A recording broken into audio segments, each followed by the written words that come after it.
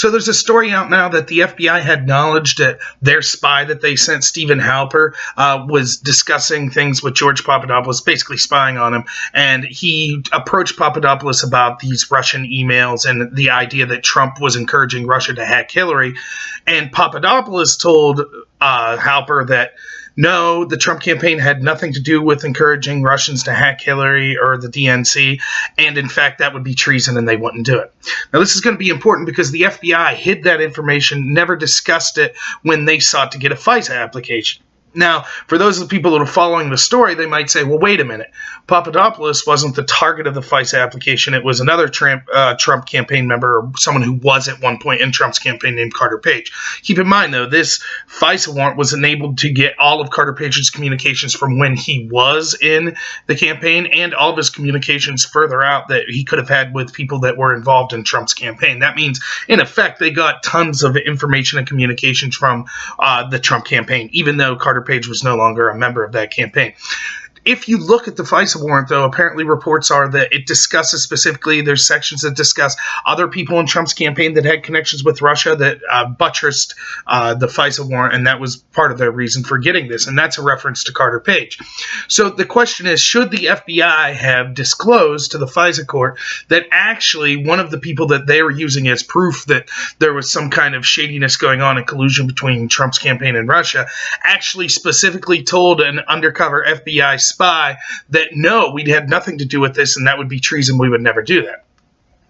And there's the article I'm going to link below from The Hill talks about how people are worried that when Rod Rosenstein testifies, he's in a couple weeks, or I think it got pushed back again, but when he testifies, he's basically going to say, well, hey, it's not our responsibility to give all exculpatory evidence. So this all sounds very confusing, so let me try to break it down if someone isn't quite following. So what the FISA court does is that it's basically a court that allows spying on American citizens and foreign citizens, but we all have protections under the Constitution, right, that says that we have a right to privacy and things like that. So you have to get a warrant to be able to spy on an American citizen. So our intelligence agencies can spy on any foreigner they want, but in order to spy on an American citizen, they have to go to this FISA court and get a warrant, and they have to be able to articulate to the FISA court that it's a matter of national security that they need to be able to get this warrant, because the idea is you shouldn't be able to just get the FBI shouldn't be able to get a warrant on anyone they want for any reason. Now, I would argue that the threshold for spying on Americans should be even higher when it's a part of a campaign running for president, because the temptation would be too high to have a sitting president use their intelligence agency to go after an opponent. Remember, Nixon was sending spies to the Watergate Hotel to get information on his opponent. Now imagine if Nixon had used the FBI to do that. That, in effect, is what it looks like Obama did, but I digress, going back from that. So the idea is they have to present all of this information to the FISA court. Now, because this is a secretive court, the process is supposed to be such that all of the evidence is presented in a fair way, and then the court makes a decision, yay or nay. In truth, the court's a rubber stamp, and it approves like 97% of applications sent its way, which is very scary. That means that basically anytime the FBI wants to spy on any American, they could just go to this court and say, yeah, we think this is a matter of national security, and bam, it gets rubber stamped. But the FBI is still supposed to be honest, just like any prosecutor would be, or any investigator should be that's involved in law enforcement or an investigative agency, where they should be truthful when they're seeking to get warrants about all the evidence they have. Part of that evidence is evidence that a crime wasn't committed. And so if your big claim to be able to spy on an American citizen, particularly it should be a high threshold for someone who's connected to a Trump or a presidential campaign, you should give all evidence, even the exculpatory evidence. Instead, it seems like they hid the fact that there was that Papadopoulos apparently had said, like, no, we didn't have anything to do with collusion. We weren't spying on, or we weren't asking Russia to hack emails or anything of that nature. Now, someone might say, well, of course Papadopoulos said that. What's he going to do? Come out and say, yeah, we committed treason? But remember, this wasn't like he was being interviewed by the FBI. This was a spy that they sent in, right? So he just thought he was being wined and dined by this guy that had wined and dined him before. Now, he does say, though, that he at this point assumed Halper was recording him. And if you read Papadopoulos' story, he is apparently being approached by people attached to the U.S. intelligence agencies left and right? He claims that the story, and Papadopoulos, for those that aren't following as much, like, He was this guy who was kind of on the periphery of the Trump campaign, and supposedly he was the impetus for the start of the Trump-Russia collusion investigation, which started in July of 2006. The reason this started was apparently he gets drunk. He's at a bar with an Australian diplomat that has ties to Hillary Clinton, and he gets drunk and says, like, yeah, I talked to this Russian guy, and he said he's got shady emails on Hillary. And bam, that's enough to start sending spies his way, to start investigating the Trump campaign, to get FISA warrants, to wiretap people that were connected to the Trump campaign, and all of that. I've discussed before how this is absurd, because if that's all it takes, just some claim, how easy would it be to insert someone in your opponent's campaign, then get drunk and say, like, oh yeah, our campaign's doing something shady, and bam, now you have an excuse to use the entire U.S. intelligence apparatus to go after that entire campaign. The threshold has to be much higher than this, but so when we have this guy that was the impetus for the beginning of the FBI investigation into Trump-Russia collusion saying to an FBI spy, of course we didn't do anything like that. I just heard that this guy said he had emails. That was it, right? But that evidence was hid by the FBI. It's just another example that shows that they were out to get Trump from the get-go. Again, keep in mind the difference between how this was handled compared to something like an actual spy infiltrating a political group, Dianne Feinstein, who had a spy that apparently had infiltrated her for over 10 years, right? How did the FBI treat that? Did they send wiretaps to spy on Dianne Feinstein and people connected to her? Did they send spies to talk to her and see what she knew? No. They went to her and said, hey, we found out this guy was a spy. You need to be careful, and worked with her to make sure that there weren't spies in our campaign, as they should. But they didn't do that with the Trump campaign. Instead, they used it as an excuse to spy on him, right? And it's being used as an excuse still today to have this investigation ongoing, which we've seen not one shred of Russia collusion whatsoever. What we are seeing is more and more and more evidence that through text messages, through the actions of leaders of the intelligence community after they left office, how much they hated Trump, how much they supported Hillary, how they wanted insurance policies and things against Trump of that nature. We see this over and over again, right? And we're seeing shady thing after shady thing after shady thing. So it becomes like this is just another in a long line. This is important for two reasons, right? Like, one, it shows just how incredibly shady this was, that what's going on, and it's just another addition to the things that the intelligence agencies were doing to Trump's campaign, and how it was a unique situation. For some reason, they went after him with guns blazing, which they never do to anyone else, which is uniquely terrible because it's a campaign for president of the United States.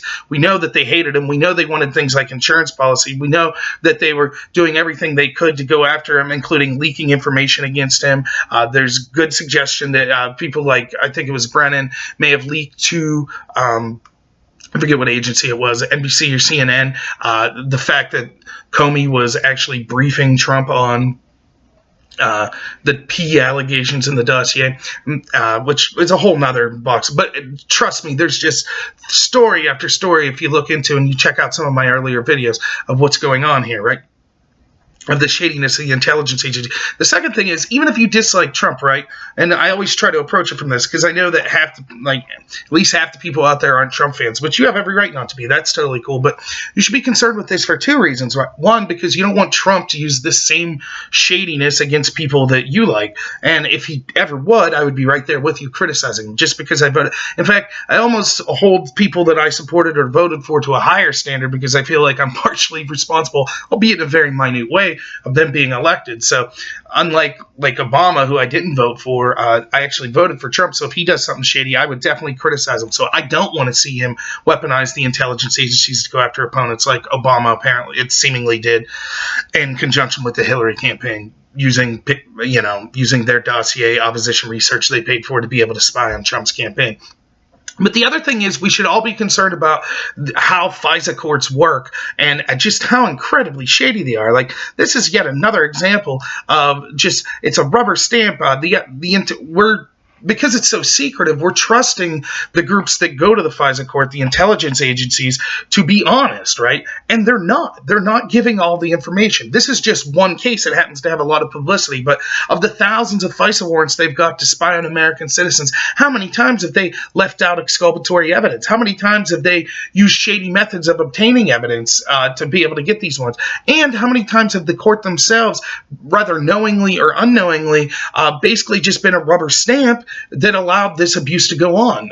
This is something that needs to be investigated. All of us concerned with privacy, which I am, should be appalled by this. Even if you dislike Trump, right? This system is ridiculous, and something needs to be done about it. So the other thing is, going back to Papadopolous for a moment, it's a little off track, but basically then at the end of the day, particularly if he's talking about how, look, we would never work with... The issue to me seems to be, did Trump's campaign in some way instruct or work with Russia to get these emails? Did they instruct them to hack? Did they say, if you give us the emails, we'll give you something quid pro quo or something of that nature? That seems to be the crime. Just going to Russia or listening to Russians or anyone else, for that matter, from any country who say, like, yeah, I got dirt in your opponent, doesn't seem to be a crime to me. I don't understand what the big deal is. So if Papadopolous is coming out and saying to an FBI spy, no, of course we didn't try to collaborate with Russia or tell them to hack Hillary's emails or anything of that nature, that seems to take out the bigger part of what's going on, what would be the incredibly shady part. So what we're then left with, what the entire investigation was started, because keep in mind, Papadopolous was the start of the FBI investigation. What we're left with then is some Russians said they had dirt on Hillary. And we don't even have evidence. Papadopolous claims that he never told anyone in Trump's campaign about these emails. We have no evidence that anyone in Trump's campaign tried to communicate with Russia to get these emails, short of the Trump Jr. Meeting in the hotel, right? But that wasn't anything about emails. That was just some Russians that said, hey, we got dirt on Hillary. That's a whole nother can of worms, which it turns out that the people connected to that, as the first video I ever did, you go back, check my first video out, right? Talk specifically about the very people that, the very Russians that Donald Trump Jr. is meeting are connected to the Hillary campaign and giving the Hillary campaign dirt. So, but going back to Papadopolous, so then at the end of the day, what this investigation started off over was Papadopolous knew of someone who possibly had dirt on Hillary's campaign. Now juxtapose that to the Hillary campaign paying going through an intermediary to pay a former foreign spy, Christopher Steele, to get information from Russians, dirt on Trump's campaign. How is that not even worse, right? Where's the investigation into Hillary's side? So in other words, if Trump's team hears of people that may have, here's a Russian say, hey, I might have dirt in Hillary, that's reasons to launch an FBI investigation.